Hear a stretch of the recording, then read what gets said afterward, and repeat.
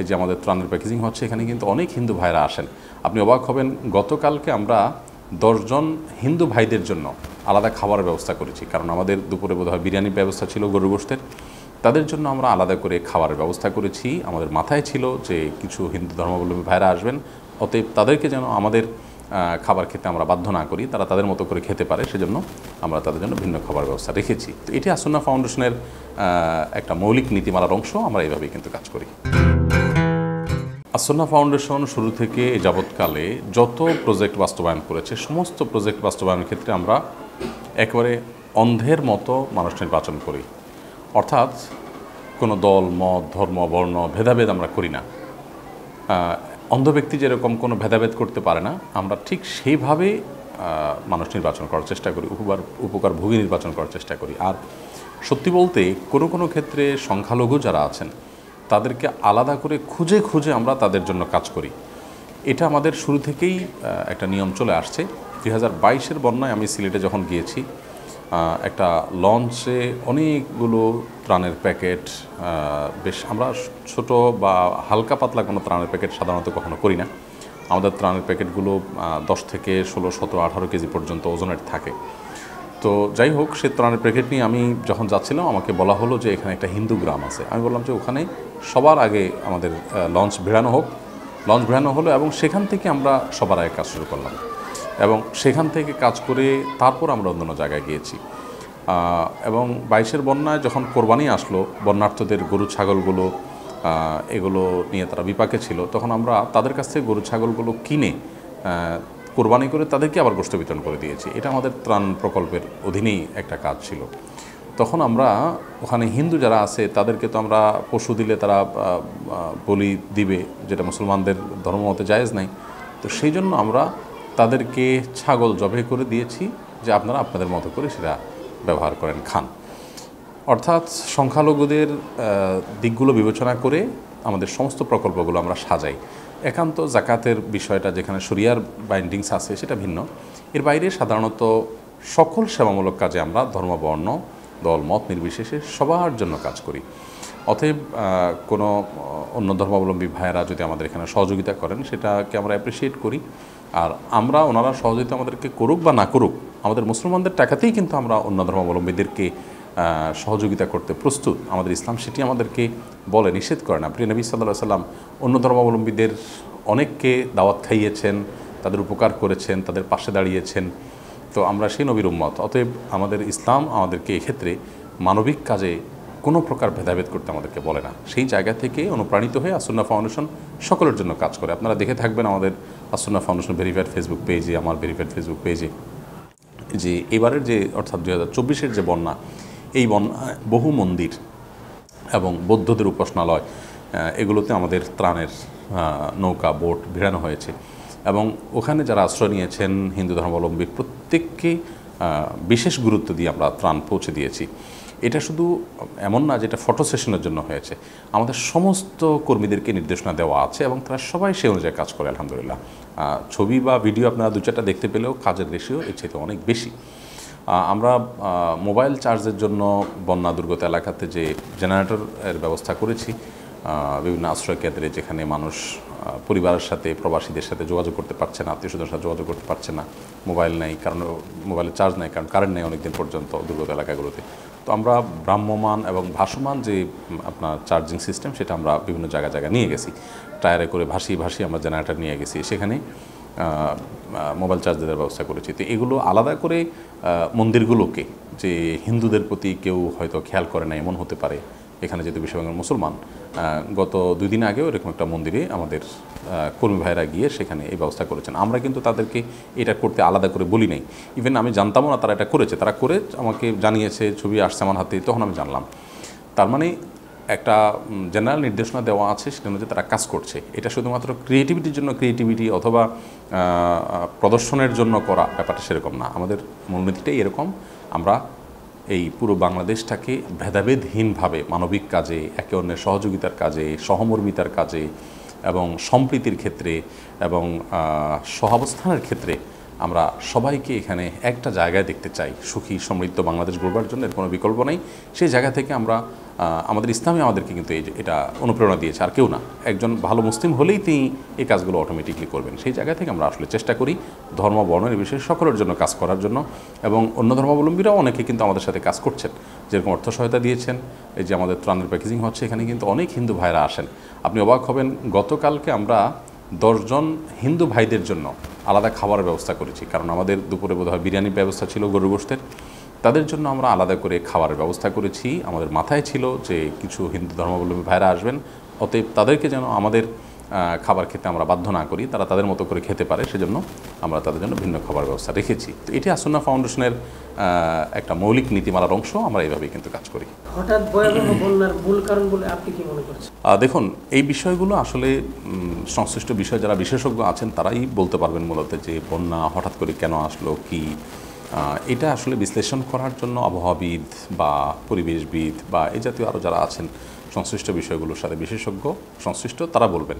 আমি একজন সাধারণ মানুষ হিসাবে, আপনি যেহেতু প্রশ্ন করেছেন, দেশের একজন নাগরিক হিসাবে, এবং আমি যেহেতু বন্যা দুর্গত এলাকাগুলোতে ঘুরে ঘুরে দেখেছি বা একাধিকবার গিয়েছি, আমি দেখেছি প্রত্যন্ত অঞ্চলে, আমার অভিজ্ঞতার আলোকে আমি বলছি যে এটা আসলে বৃষ্টির পানি না। এখানে বৃষ্টির পানি খুবই সীমিত পরিমাণে, যেই ভয়াবহ অবস্থার তৈরি হয়েছে, এক একটা জায়গায় 10 ফিট 15 ফিট পর্যন্ত, আরও বেশিও কোনো কোনো জায়গায় পানির নিচে আপনার তলিয়ে গেছে। তো এই রকম ভয়াবহতা হওয়ার মতো বৃষ্টি ওই এলাকায় আসলে হয় নাই। আমি নিজে ওই অঞ্চলের মানুষ হওয়ার কারণে আমি এই সম্পর্কে মন্তব্য করাটা একটু সহজ হয়ে গেল। আমি নিজে আমার জীবনে তো দেখিনি, আমার জীবনটা তো খুব ক্ষুদ্র। আমি 2 জন বৃদ্ধ মানুষকে জিজ্ঞেস করেছিলাম, এর ভিতরে একজনকে জিজ্ঞাসা করেছি নোয়াখালীর চৌমুহানির পাশে দুর্গাপুর গ্রামে। গত পরশুদিন আমি সেখানে ত্রাণ বিতরণ করতে গিয়েছিলাম। 60 বা 70 ঊর্ধ্ব একজন বৃদ্ধ মানুষ। আমি বললাম যে চাচাজি, এইরকম ভয়াবহ বন্যা আপনি কখনো দেখেছেন কিনা? ওনাদের বাইরে ওখানে আমরা নৌকায় নিয়ে গেছি, সেখানে কত ফিট গভীর একমাত্র আল্লাহ জানেন, সাঁতরে সাঁতরে যাওয়ার মতো অবস্থা। তো আমি ওনাকে জিজ্ঞেস করলাম যে বাড়ির অর্ধেক ডুবে গেছে কোথাও, যেগুলো খুব বেশি উঁচু ভিটা সেগুলো হয়তো কম ডুবছে, এরকম অবস্থা। তো উনি আমাকে বললেন, বাবা আমার এই বয়সে, তিনি 60 বা 70 এর মাঝামাঝি হবে বয়স, বললেন যে এই বয়সে আমি এই রকম ভয়াবহ বন্যা একবারও দেখিনি।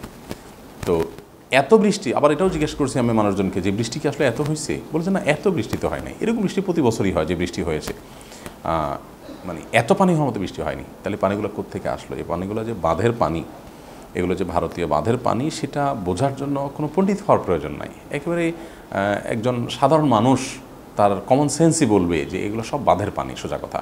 অতএব বন্যার সৃষ্টি ওখান থেকে, সেটা বলার কোনো অপেক্ষা রাখে না। আমরা কিভাবে এটার মোকাবিলা করব, এবং প্রতি বছর কি আমরা শুধু ত্রাণই দিয়ে যাব, নাকি বন্যা যেন না হয় তার জন্য আমরা নানামুখী উদ্যোগ গ্রহণ করব, সেটাই হলো এখন সবচেয়ে গুরুত্বপূর্ণ প্রশ্ন।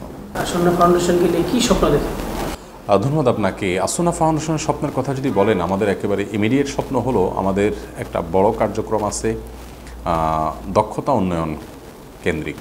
অর্থাৎ আমরা চাই এদেশের সকল বেকার তরুণ তরুণী, অনেক ডিভোর্সি মহিলা আছেন যারা নানাভাবে নিগৃহীত, তাদের উপার্জনের উপায় নেই, তারা বিভিন্ন জায়গায় কাজ করতে গিয়ে হ্যারাসমেন্টের শিকার হন। এই মানুষগুলো যাতে স্বাবলম্বী হন। অনেক বিধবা পরিবার আছেন, তারা যেন স্বাবলম্বী হন। বহু তরুণ আছেন যারা বেকারত্বের মধ্যে তারা আপনার ধুকে ধুকে মরছেন। তাদের যাতে কাজের সন্ধান হয়, তারা যাতে সম্মানজনক এবং স্বস্তিদায়ক একটা কাজ পান, সেই জায়গাটাতে আসুন্নাহ ফাউন্ডেশন খুব জোরে সোরে কাজ করছে। আমরা আসুন্নাহ স্কিল ডেভেলপমেন্ট ইনস্টিটিউট নামে একটা প্রতিষ্ঠান গড়ে তুলেছি। সেই প্রতিষ্ঠানের অধীনে 325টি কম্পিউটার বিশিষ্ট 13টি ল্যাব আমাদের আছে। এই ল্যাবে আমরা প্রশিক্ষণ দিচ্ছি। এখন 13তম ব্যাচ চলছে। যারা ইন্টারমিডিয়েট পাস করেছে, এইচএসসি পাস করেছে, তাদেরকে আমরা প্রশিক্ষণ দিয়ে স্মল বিজনেস ম্যানেজমেন্ট, তারপরে এআই, তারপর ইংলিশ ল্যাঙ্গুয়েজ, তারপরে আপনার কর্পোরেট এটিকেটস, ম্যানার্স, এগুলো তাদেরকে আমরা শেখাই। সেই সাথে তাদেরকে কম্পিউটার বেসিক সব প্রোগ্রামগুলো শেখাই, অ্যাকাউন্টিংয়ের উপরে টালি সফটওয়্যার ইত্যাদি, এগুলো সবগুলো আমরা শেখাই।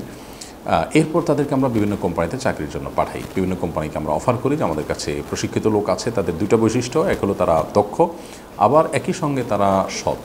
তাদের সততাটা আমরা নিরূপণ করি বা নিশ্চিত করি এভাবে 3 মাসে আবাসিক প্রশিক্ষণে তাদেরকে আমরা ধর্মীয় নীতিনৈতিক বিষয়গুলো শেখাই। তাদের ভিতরে আল্লাহর ভয় জাগ্রত হয়, ফলশ্রুতিতে তারা স্বপ্রণোদিত হয়ে সততার পথে চলার চেষ্টা করেন। এই কর্মীগুলোকে আমরা বিভিন্ন জায়গায় বিভিন্ন প্রতিষ্ঠানে চাকরি দিয়ে দিচ্ছি। তাদের প্রায় 100%, অলমোস্ট 100%, হাতে গোনা 2-1 জন বাদে সবার চাকরি হয়ে গেছে। এই পর্যন্ত 12টি ব্যাচ হয়ে গেছে সবার। তো এইটাকে আমরা উন্নীত করে প্রতি বছর 10,000 মানুষকে প্রশিক্ষিত করে তাদের উপার্জনের উপায় আমরা বের করে দিতে চাই। সাধারণত অন্যান্য প্রতিষ্ঠানগুলো প্রশিক্ষণ দিয়ে ছেড়ে দেয়, আমরা প্রশিক্ষণ দিয়ে তার চাকরির ব্যবস্থা করে তারপরে তার পেছনে লেগে থাকি। চাকরি চলে গেলে আরেকটা চাকরিদের ব্যবস্থা করি, যদি তার স্কিলের ঘাটতি থাকে তাকে আমরা আবার হেল্প করে থাকি। এবং মেয়েদের জন্য স্মার্ট টেইলারিং একটা কোর্স আছে আমাদের, সেটাও 3 মাসের কোর্স, সেটাও আবাসিক কোর্স। তাদের এখানে একটা টোকেন নামমাত্র একটা পয়সা দিতে হয় শুধু সিরিয়াসনেসের জন্য, আর তাদের পুরো টাকা 60 থেকে 70,000 টাকা তাদের পেছনে খরচ হয়, সেটা ফাউন্ডেশন বহন করে পুরোটুকু। এবং এরপর 60-70,000 টাকা 3 মাসে খরচ করার পর মাসে 20,000, 25,000, 15,000 টাকা বেতনে সে চাকরি পাচ্ছে এবং সেটা আজীবন কামাচ্ছে। আমি একজনের পিছনে ইনভেস্ট করলাম 60,000, কিন্তু সে প্রতি মাসে 20,000 করে তার সারা জীবনের জন্য কামাচ্ছে, সামনে আস্তে আস্তে সে আরও বাড়ছে। এই জায়গাটা আমাদের বড় একটা স্বপ্নের জায়গা। আমরা চাই আসন্না ফাউন্ডেশন স্কিল ডেভেলপমেন্ট ইনস্টিটিউটের জন্য নিজস্ব স্থাপনা হোক, অনেক বড় জায়গা আমাদের প্রয়োজন। 10,000 মানুষের জন্য আমাদের কাজের পরিকল্পনা সারা বছরে, তার মানে প্রতি মাসে আমরা কমপক্ষে 800 থেকে 1,000 মানুষকে প্রতি মাসে আমরা প্রশিক্ষণ দিতে চাই। কিভাবে সেটা? আমাদের কম্পিউটার ল্যাব বিশিষ্ট কম্পিউটার বেস যে প্রশিক্ষণগুলো আছে সেগুলোর মধ্যে ওয়েব ডেভেলপমেন্ট কোর্স আছে, আর অন্যান্য কোর্স আছে। জাতীয় দক্ষতা উন্নয়ন কর্তৃপক্ষ থেকে অনুমোদনপ্রাপ্ত আমাদের এই প্রতিষ্ঠান। এখানে আমরা এভারেজে 3 থেকে 400 মানুষকে প্রতি মাসে প্রশিক্ষণ চালাতে পারবো ইনশাআল্লাহ। আর সেই সাথে আমাদের সে প্রশিক্ষণ কোর্স আছে একটা, এর জন্য আমাদের স্থাপনা অলরেডি রেডি প্রস্তুত করে ফেলছি আমরা। ড্রাইভিং ট্রেনিং কোর্স আছে, যারা হয়তো একটু স্বল্প শিক্ষিত তাদেরকে আমরা ড্রাইভিং ট্রেনিং কোর্স করাবো। অনেককে আমরা নির্মাণ শ্রমিক রিলেটেড টাইলস মিস্ত্রি ইত্যাদি এগুলোর ট্রেনিং আমরা দেওয়াবো। এই কাজগুলোর জন্য জায়গা আমাদের চূড়ান্ত হয়ে গেছে। ড্রাইভিং ট্রেনিংয়ের জন্য 2টা গাড়ি আমরা পেয়েছি। এই কাজগুলোর জন্য একটা স্থায়ী স্থাপনা আমাদের দরকার। এটা হলো একটা স্বপ্নের জায়গা, যেখানে বসে আমরা মানুষের বেকারত্ব দূর করতে পারবো ইনশাআল্লাহ। এর বাইরে আসন্না ফাউন্ডেশন মসজিদ কমপ্লেক্স একটা আমাদের স্বপ্নের জায়গা, আলহামদুলিল্লাহ সেটার জন্য জায়গা কেনা হয়ে গেছে, এখন নির্মাণ কাজ শুরু হবে ইনশাআল্লাহ। এটার একটা স্বপ্নের জায়গা। আমরা দেখতে চাই, আসন্না ফাউন্ডেশন দেখতে চায় বাংলাদেশ ক্ষুধা দরিদ্রমুক্ত বাংলাদেশ হবে, সম্প্রীতির বাংলাদেশ হবে। এখানে কেউ কোনো প্রকার জুলুমের শিকার হবে না। এখানে সংখ্যাগরিষ্ঠ মানুষের চিন্তা, তাদের দর্শন, বিশ্বাস বিরুদ্ধের কোনো কিছু চাপিয়ে দেওয়া হবে না। আবার সংখ্যালঘু যারা আছেন তারা এখানে শান্তিতে বসবাস করবেন, কেউ তাদেরকে কোনো প্রকার ডিস্টার্ব করবে না, তাদের পূর্ণ স্বাধীনতা দেওয়া হবে। এই রকম একটা বাংলাদেশ গড়ে উঠবে, আমরা সেই স্বপ্ন দেখি। আমরা স্বপ্ন দেখি এখানে কেউ ক্ষুধার জন্য কষ্ট করবে না, এখানে দুর্যোগে কোনো মানুষের হাহাকার করতে হবে না।